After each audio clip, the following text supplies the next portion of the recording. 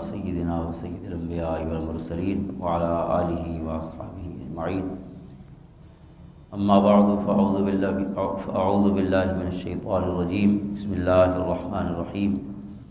وإذ قال إبراهيم رب اجعل هذا البلد آمنا واجنبني وبني أن نعبد الأصنام رب إنهن أضللن كثيرا من الناس فمن تبعني فإنه مني ومن عصاني فإنك غفور رحيم.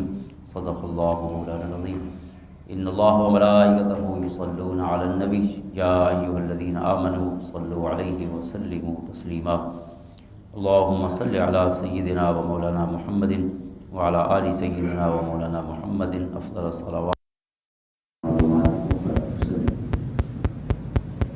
معزز و محترم حاضرین اسلامی و ناظرین، جد الانبیاء سیدنا ابراہیم علیہ السلام کا ذکر خیر چل رہا ہے اور ان کے ساتھ ساتھ ان کے صاحبزادوں کا ذکر بھی اس سے پہلے بھی ہوا ہے اور آج بھی ہوگا. حضرت اسماعیل علیہ السلام، حضرت اسحاق علیہ السلام، اللہ تعالیٰ نے بڑھاپے میں آپ کو 2 بیٹوں کی بشارت عطا فرمائی اور پھر حضرت اسماعیل علیہ السلام اور ان کی والدہ محترمہ حضرت حاجرہ علیہ السلام کو اللہ تعالیٰ نے مکہ کی بے آب و گیا وادی میں چھوڑنے کا حکم فرمایا.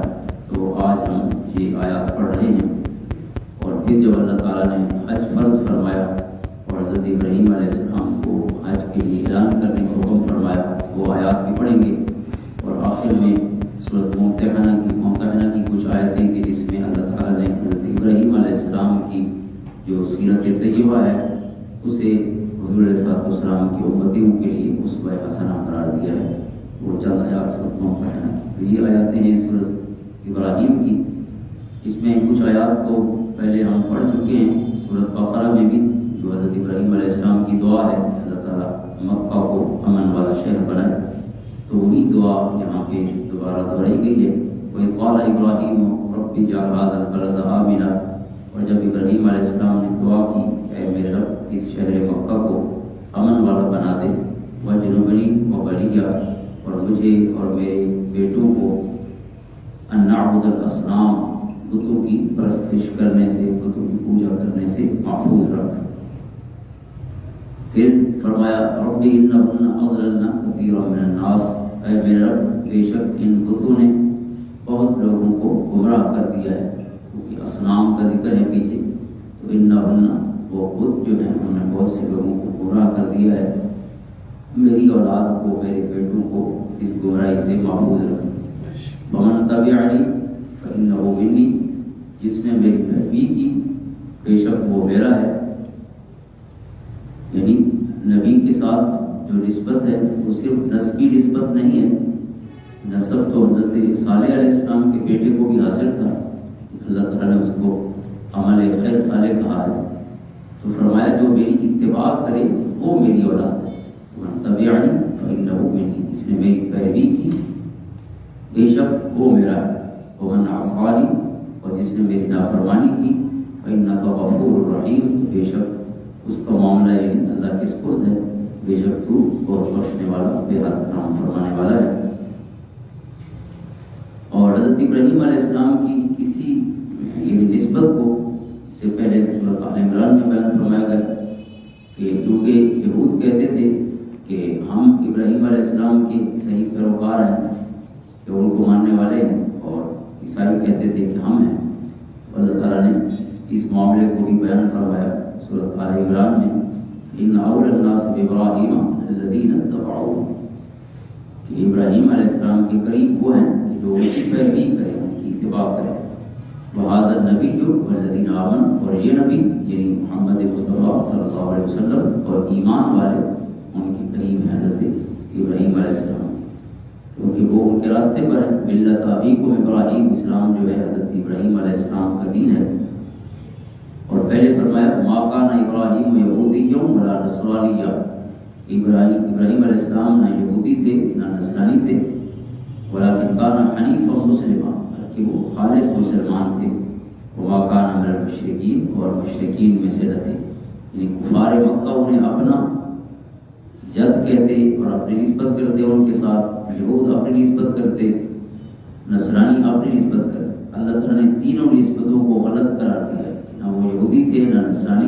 مشرک تھے، وہ موحد تھے، اور جو ان کے راستے پر ہے وہی ان کے قریب ہے، اولا ہے، ان کے زیادہ قریب ہے۔ اور ان کے راستے پر کون ہے؟ حاضر نبی جو الذین آمنوا، یہ نبی صلی اللہ علیہ وسلم اور ان کے ماننے والے۔ تو حضرت ابراہیم علیہ السلام بھی اپنی دعا میں یہی فرمائے کہ ان کلمات میں ہے کہ جس نے میری پیروی کی وہی مجھ سے ہے، وہی میرا ہے۔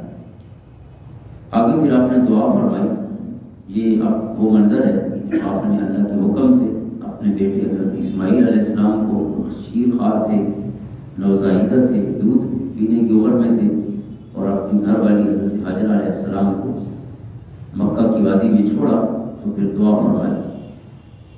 اس دعا سے پہلے یہ حدیث پاک ہے بخاری شریف کی، اس کے کچھ کلمات پڑھ لیتے ہیں کہ حضرت عبداللہ بن عباس رضی اللہ تعالیٰ عنہ اس کو روایت فرماتے ہیں کہ حضرت ابراہیم علیہ السلام نے ابراہیم وابنہ اسماعیل ویترضعہ، حضرت ابراہیم علیہ السلام اپنی گھر والی یعنی حضرت حاجرہ اور اسماعیل علیہ السلام کو لے کر پہنچے، جبکہ اس وقت وہ انہیں دودھ پلاتی تھی، یعنی یہ عمر تھی حضرت اسماعیل علیہ السلام کی۔ حتیٰ وضعہما عند البیت عند دوحۃ فوق زمزم فی اعلی المسجد، جو مسجد حرام کی جو جگہ ہے اس کی اوپر والی سطح پہ جہاں زمزم ہے اس کے قریب آپ نے ایک درخت کے پاس اپنے بیٹے اور اپنی گھر والی کو چھوڑا، حضرت ابراہیم علیہ السلام۔ ولیس بمکہ یومئذ احد، اور اس وقت مکہ میں اور کوئی نہیں تھا، ولیس بہا ماء، جہاں کوئی پانی بھی نہیں تھا۔ فوضعہما ہنالک، حضرت ابراہیم علیہ السلام نے یہی چھوڑ دیا بیٹے کو بھی اور اپنی گھر والی کو بھی۔ اب نہ کوئی وہاں پہ پانی ہے نہ کوئی انسان ہے، بالکل بے آب و کیا اور ایک غیر آباد جنگل کی جگہ ہے۔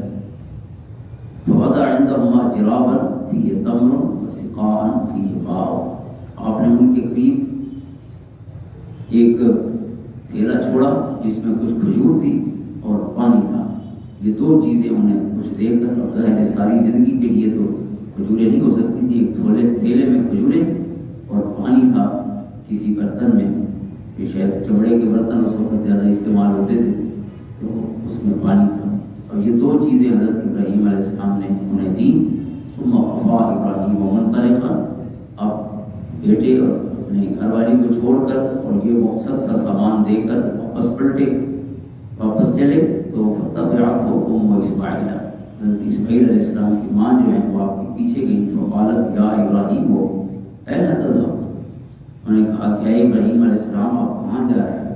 یعنی ایک جنگل میں بیوی کو اور بیٹے کو چھوڑ کر اور تھوڑا سا پانی اور چند کھجوریں دے کر اگر کوئی جا رہا ہو تو یہ تو عجیب سے منظر ہے، لیکن اللہ تعالیٰ کے حکم کے سامنے حضرت ابراہیم علیہ السلام نے کئی آزمائشیں تھیں، تو اللہ فرماتا ہے فَأَمَّا ان سب پر پورا ہوتا ہے، تمام کلمات جو ہیں انہوں نے مکمل فرمایا۔ اب جنگل میں جہاں کوئی انسان نہیں، کوئی پانی نہیں ہے، وہاں مختصر سا یہ سامان دے کر اپنے بچوں کو جانے لگے۔ تو حضرت حاجرہ علیہ السلام آپ کی جو گھر والی ہیں وہ پیچھے جا کے پوچھتی ہیں کہ اے ابراہیم آپ کہاں جا رہے ہیں؟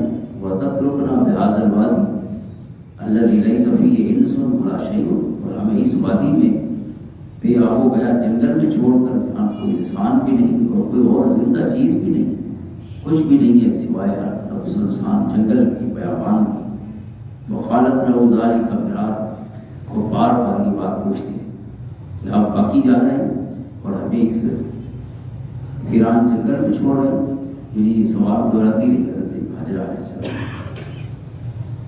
وجعل لا يلتفت الیہ، حضرت ابراہیم علیہ السلام جو ہے وہ متوجہ نہیں ہو رہے، بات کا جواب نہیں دے رہے، خاموشی سے ان کی بات بار بار سوال ہے لیکن کوئی جواب نہیں حضرت ابراہیم علیہ السلام کے پاس۔ اس کیفیت میں نے کیا کہوں کہ میں کہاں جا رہا ہوں اور اس پہ آپ ہو گیا جنگل میں چھوڑنے کا کیا مقصد ہے؟ خاموش رہے۔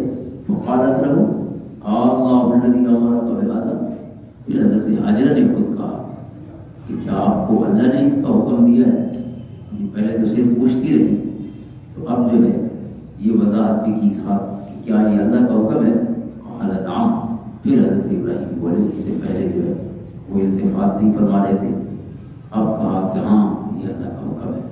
نعم کہا تو قالت اذن لا یضیعها، حضرت حاجر علیہ السلام کا بھی آپ یقین دیکھیں، اللہ کی ذات پر توکل کی کیفیت دیکھیں، فرمایا پھر کوئی مسئلہ نہیں، اگر اللہ کا حکم ہے تو پھر کوئی مسئلہ نہیں، پھر وہ ہمیں ضائع نہیں کرے گا، پھر وہی محافظ ہے جس کا حکم ہے، چاہے انسان ہو یا نہ ہو، کوئی اور کھانے کا سامان ہو نہ ہو، لیکن جو رازق ہے، جو مالک ہے، جو ہر چیز پر قادر ہے، جب اس کا حکم ہے تو پھر آمنا وصدقنا۔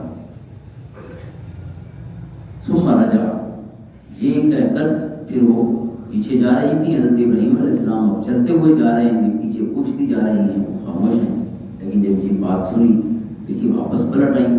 فانطلق ابراہیم، اور حضرت ابراہیم علیہ السلام چلے گئے، حتی اذا کان عند السریہ حیث لا یرونہ، جب وہ گھاٹی میں سریہ کے مقام پہ پہنچے، یعنی مکہ سے نکل کر ایک جنگل ہی سمجھ لیں، مزید جنگل، حتی لا یرونہ حیث لا یرونہ، جب وہ انہیں دیکھ نہیں سکتے تھے، یعنی جب اپنی بیوی سے اور اپنے بیٹے سے ان کی نظروں سے اوجھل ہو گئے، بیٹا تو ایسے چھوٹا تھا، اس نے تو ایسے نہیں دیکھنا تھا، شیر خوار بچہ تھا، تو بیوی کی نظروں سے بھی جب اوجھل ہو گئے، استقبل بوجہہ البیت، اب یہاں پہ ابھی اللہ کا گھر نہیں بنا تھا، کعبہ نہیں بنا تھا، لیکن حضرت ابراہیم علیہ السلام نے اسی طرف رخ کیا، یعنی جہاں پہ بیت اللہ ہے اسی طرف رخ کیا جہاں آپ نے بچوں کو چھوڑا ہے۔ ثم دعا بہؤلاء الکلمات، پھر انہوں نے ان الفاظ میں اللہ سے دعا مانگی، اپنے مبارک ہاتھ بلند کیے، ورفع یدیہ، ہاتھ بلند کر کے آپ نے یہ دعا فرمائی، اور وہ دعا جو ہے یہ سورۃ ابراہیم کی آیت نمبر 37 ہے، ربنا انی اسکنت من ذریتی بواد غیر ذی زرع عند بیتک المحرم، اب یہ اللہ کی بارگاہ میں عرض کر رہے ہیں، اے ہمارے رب، میں نے اپنی بعض اولاد کو اس بے آب و گیا وادی میں تیرے عزت والے حرمت والے گھر کے قریب چھوڑ دیا ہے، جیسے آپ کا حکم ہے، تو میں نے انہیں جہاں پہ ٹھہرا دیا ہے۔ اسکن تو یعنی سکونت اختیار کرنے کے لیے کہتے ہیں، یا سکونت دینے کے لیے، کسی کو رہائش دینے کے لیے میں نے انہیں یہاں پہ ٹھہرا دیا ہے۔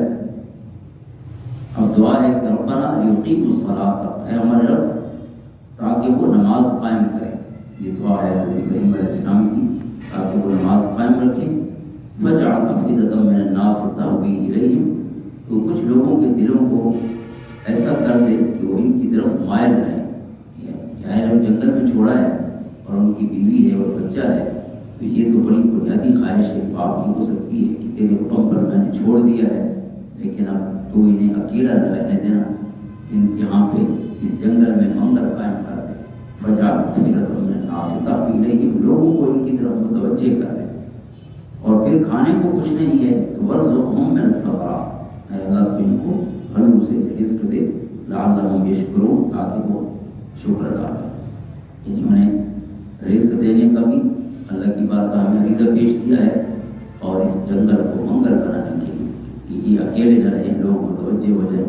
پھر یہ جو حدیث کے میں نے الفاظ پڑھے ہیں، طویل حدیث ہے، آگے بخاری شریف کی حدیث نمبر 3364 ہے، حدیث کا نمبر 3364، تو اس حدیث میں آگے پھر تفصیل ہے کہ کس طرح قبیلہ بنی جرہم، یہ معروف قبیلہ ہے، وہ قریب آ بسا کسی بستی کے، اور پھر آہستہ آہستہ انہوں نے اجازت مانگی، جب انہوں نے پرندے دیکھے اس جگہ تو اجازت مانگی حضرت حاجرہ علیہ السلام سے کہ کیا ہم یہاں رہ سکتے ہیں، انہوں نے اجازت دی تو وہ ان کے قریب رہنے لگے۔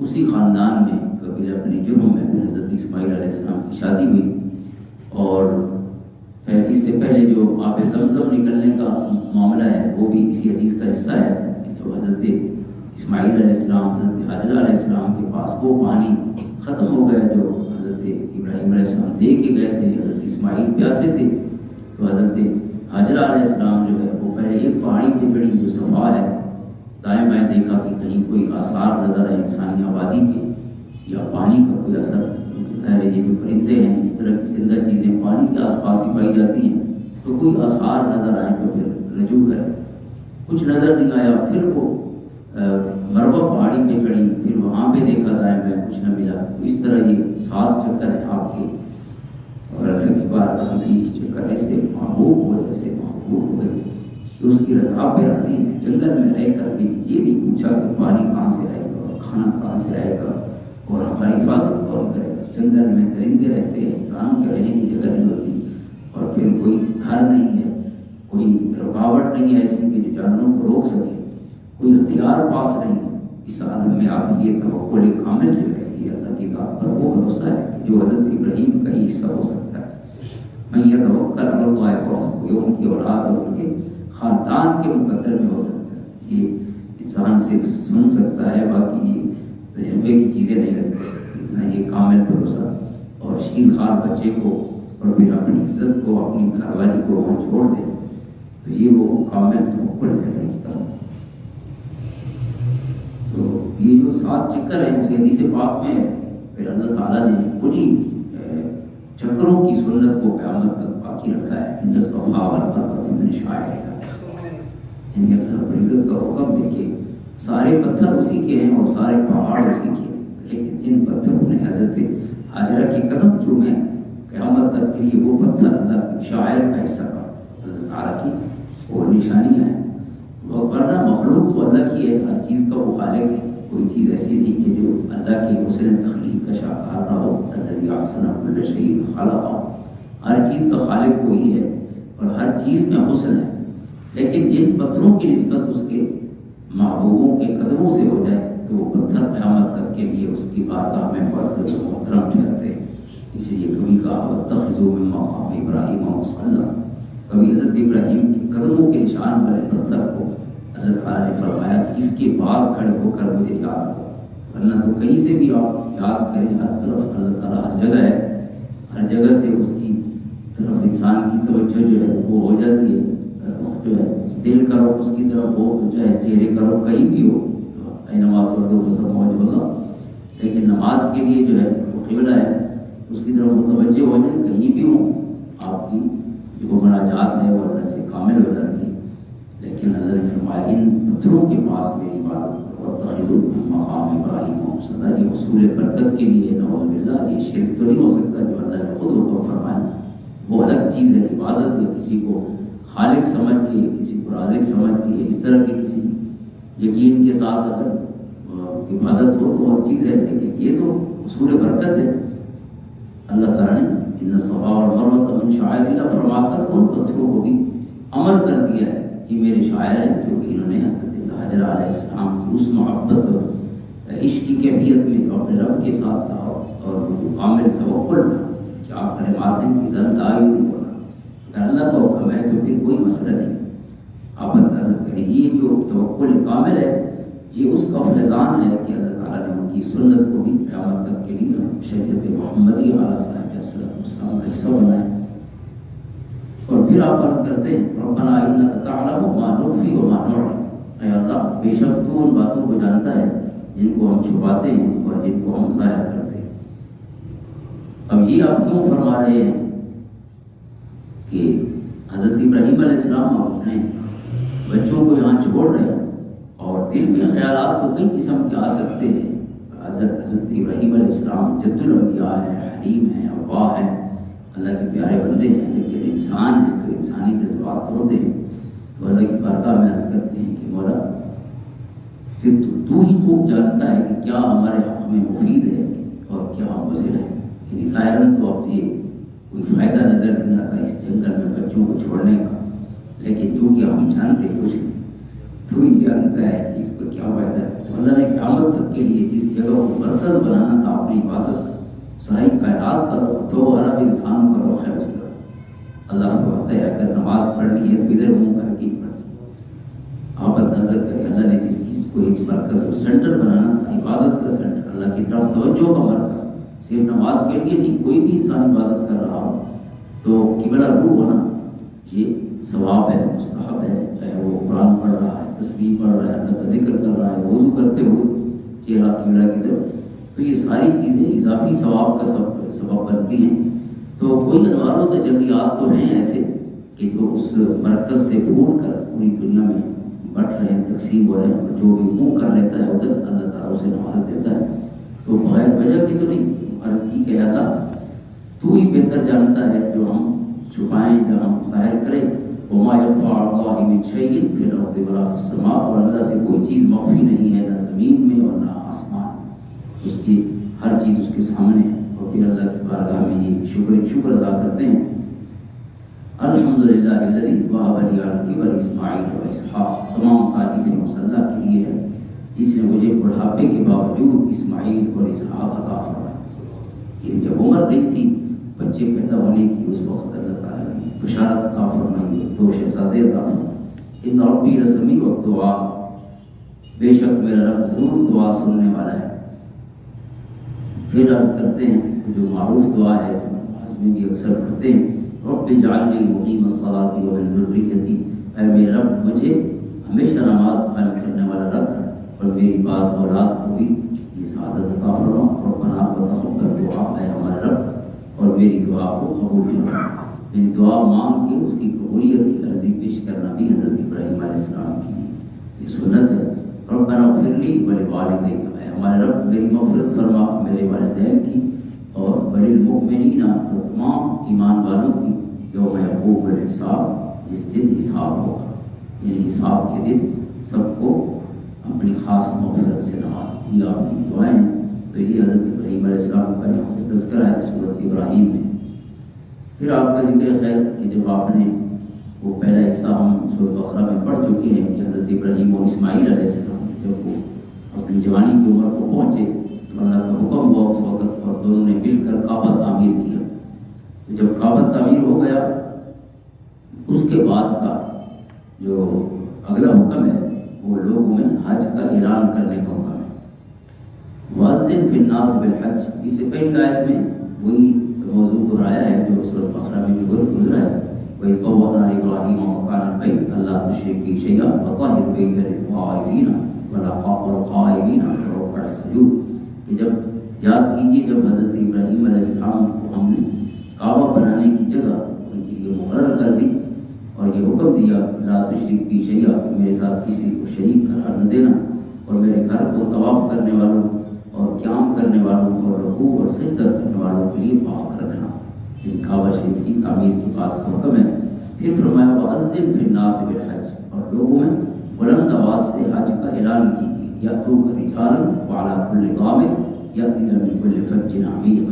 آپ اعلان کریں گے تو آپ کے پاس وہ آئیں گے پیدل چل کر اور دور دراز راستوں سے دبلے پتلے اونٹوں پر سوار ہو کر. یعنی رجالا پیدل بھی آئیں گے حج کے لیے، وعلی کل ضامر اور ہر قسم کی سواری پر خصوصاً اونٹ کی سواری. یأتین من کل فج عمیق، ان دور دراز کے راستوں سے وہ یہاں پہ حج کے لیے آئیں گے. لیشہدوا منافع لہم، تاکہ وہ اپنے فوائد کے مقامات پر حاضر ہوں.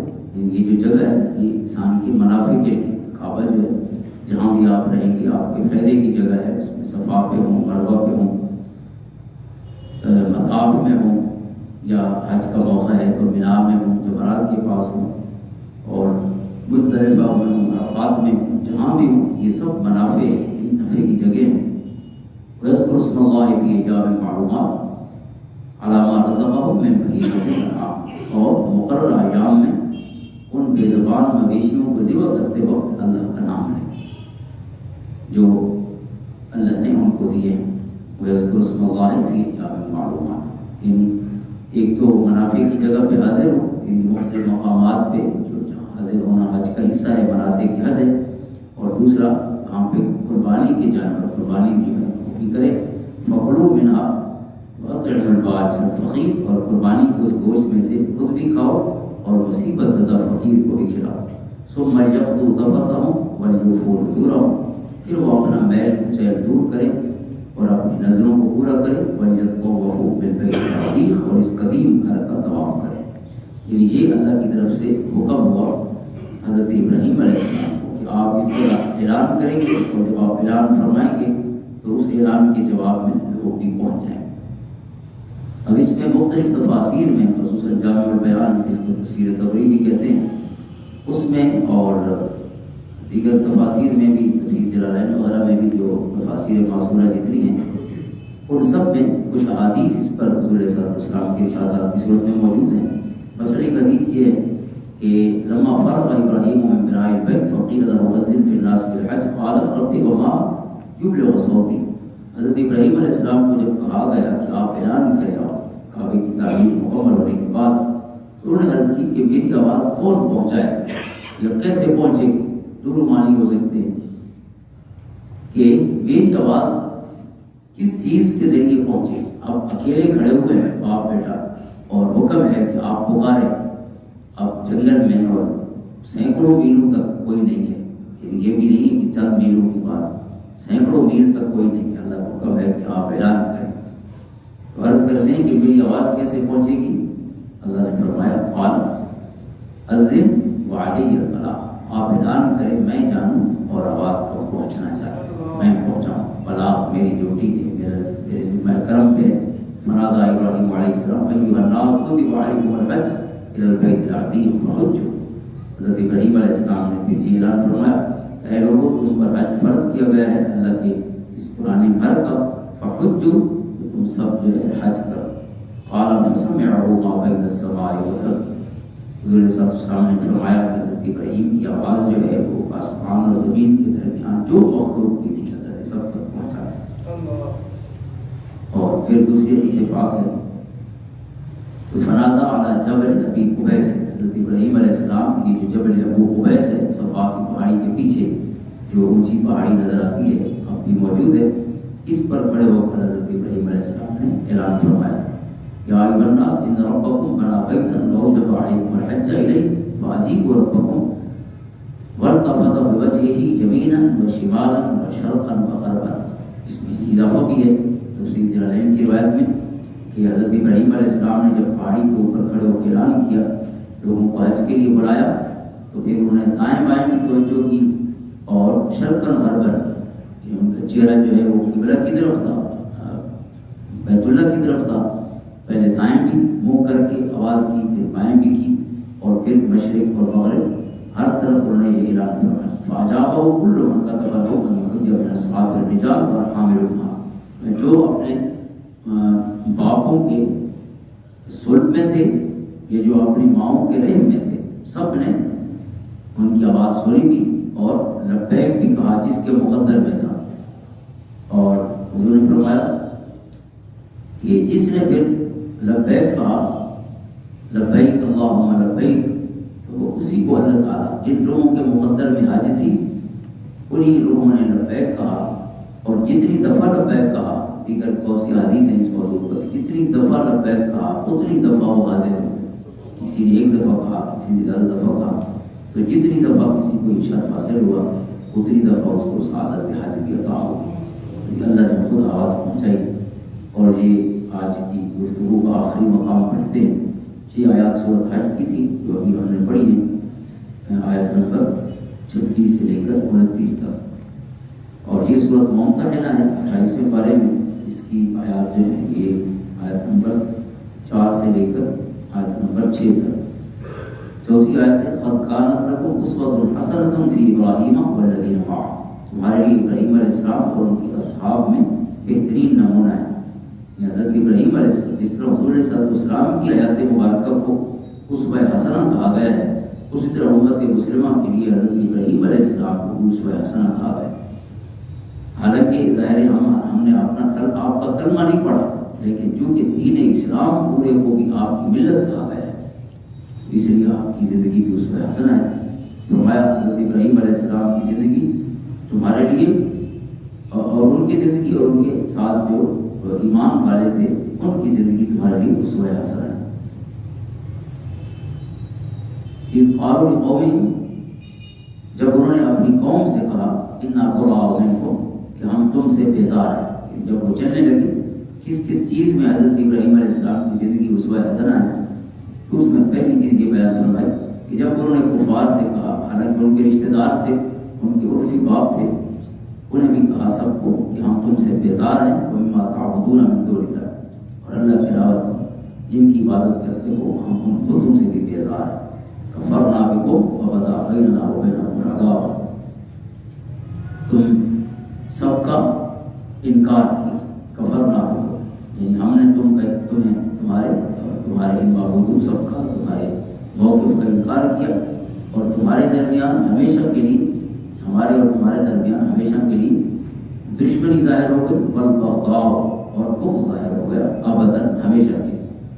حتی تؤمنوا باللہ وحدہ، اب ہماری دوستی نہیں ہو سکتی آپ کی ہماری، ایک ہی شرط پر کہ تم ایمان لے آؤ، اگر ایمان نہیں لاتے تو پھر کافروں کے ساتھ ہمارا کوئی تعلق، جو کہ اس سورۃ مبارکہ میں سورۃ ممتحنہ میں شروع ہی اسی سے کیا گیا ہے کہ اے ایمان والو میرے دشمنوں کو اور اپنے دشمنوں کو دوست نہ بنا، یا ایھا الذین آمنوا لا تتخذوا عدوی وعدوکم اولیاء۔ تو چونکہ حضرت ابراہیم علیہ السلام کا اسوہ اس باب میں کامل تھا کہ انہوں نے اپنا گھر چھوڑ دیا، سارے رشتے چھوڑ دیے، صرف ایمان کی وجہ سے، ایمان لاؤ تو تعلق ہے ورنہ کوئی تعلق نہیں۔ الا قول ابراہیم لابیہ لاستغفر لک وما املک لک من اللہ من شیء، سوائے حضرت ابراہیم کی اس بات کے جو انہوں نے اپنے عرفی باپ سے کہی کہ میں تمہارے لیے مغفرت طلب کروں گا، وما املک لک من اللہ من شیء، اور اللہ رب العزت کے مقابلے میں تمہارے لیے کسی چیز کا مالک نہیں ہوں کہ تم کفر کرتے رہو اور میں پھر بھی تمہیں نجات دلا سکوں، ایسا نہیں ہے، جو اللہ کا حکم ہے وہی ہوگا۔ تو حضرت ابراہیم کی یہ بات جو ہے، چونکہ بعد میں اللہ تعالیٰ نے آپ کو حکم فرمایا تو آپ نے پھر استغفار کا جو معاملہ تھا آپ پھر اسے اللہ کے حکم سے چھوڑ دیا آپ نے، لیکن پہلے کہا تھا آپ نے عرفی باپ کو کہ میں آپ کے لیے مغفرت طلب کروں گا، پھر اللہ نے فرمایا کہ کسی کافر کے لیے مغفرت طلب نہیں کرنی۔ تو اللہ فرماتا ہے کہ ابراہیم علیہ السلام کا یہ جو قول ہے اس پر آپ نے عمل نہیں کرنا، کہ جب انہوں نے کہا کہ میں ان کافروں کے لیے مغفرت طلب کروں گا، چونکہ یہ پہلے ان کی بات تھی، پھر وہ خود بھی انہوں نے اس مغفرت کے معاملے سے کنارہ کشی اختیار فرمائی، جس کا ذکر پھر سورۃ توبہ نے فرمایا، وما كان استغفار ابراہیم لابیہ الا عن موعظۃ وعدها اياه فلما تبين له انه عدو للہ تبرأ منہ، کہ پہلے انہوں نے مغفرت طلب کی، لیکن جب ان کے لیے معاملہ واضح ہو گیا کہ وہ اللہ کا دشمن ہے اور اس کی موت بھی کفر و شرک پر ہوئی، تو پھر انہوں نے دعا چھوڑ دی۔ تو کسی کافر کے لیے دعائیں مغفرت نہیں کرتی۔ پھر دعا ہے آپ کی حضرت ابراہیم علیہ السلام کی، ربنا علیک توکلنا والیک انبنا والیک المصیر، اے ہمارے رب ہم نے تجھ پر ہی توکل کیا اور تیری ہی طرف رجوع کیا اور تیری ہی طرف لوٹنا ہے۔ ربنا لا تجعلنا فتنة للذین کفروا، اے اللہ اے ہمارے رب ہمیں کافروں کے لیے آزمائش نہ بنا۔ آزمائش کا مطلب یہ ہے کہ انہیں ہم پہ مسلط نہ کر، اور ایک مفہوم یہ ہے کہ ہمیں انہیں ہم پر غالب کر کے اور ہمیں شکست سے دو چار نہ کر کے ان کے مقابلے میں ہمیں فتح عطا فرما، اور ایک مفہوم یہ ہے کہ ایسا نہ ہو کہ کافروں کے لیے رزق کی فراخی ہو اور ایمان والوں کے لیے رزق تنگ ہو، تو ایسا نہ کرے اللہ انہیں کفار کو ہمارے لیے فتنہ اور آزمائش نہ بنا، اور ہماری مغفرت فرما اے ہمارے رب، انک انت العزیز الحکیم، بے شک تو ہی بہت غالب ہے، حکمت والا ہے۔ لقد کان لکم فیہم اسوۃ حسنہ، بے شک تمہارے لیے ان میں اچھا نمونہ ہے، خصوصاً لمن کان یرجو اللہ والیوم الآخر، ان کے لیے جو اللہ سے ملاقات کی امید رکھتے ہوں اور روز آخرت سے، یعنی روز آخرت کی امید اور تیاری رکھتے ہوں کہ انہیں مرنا ہے اور اللہ کی بارگاہ میں حاضر ہونا ہے، تو ان سب کے لیے یعنی ایمان کامل رکھنے والوں کے لیے حضرت ابراہیم علیہ السلام کی زندگی اور ان کے ساتھیوں کی زندگی اسوۃ حسنہ ہے۔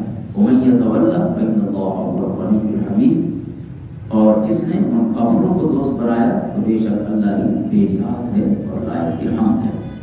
یعنی کفار کے ساتھ دوستی سے منع کیا گیا ہے۔ ایک ہوتا ہے کاروباری تعلق، وہ حضور صلی اللہ علیہ وسلم کے زمانے میں بھی تھا، یہود مدینہ میں تھے، کاروبار کی حد تک وہ ایک الگ چیز ہے، لیکن دلی دوستی اور پیار محبت کا جو رشتہ ہے وہ صرف ایمان والوں سے رکھنا چاہیے، کفار سے نہیں رکھنا چاہیے۔ اللہ تعالیٰ کی توفیق عطا فرمائے۔ اللہم صلی علی محمد وعلی آل محمد۔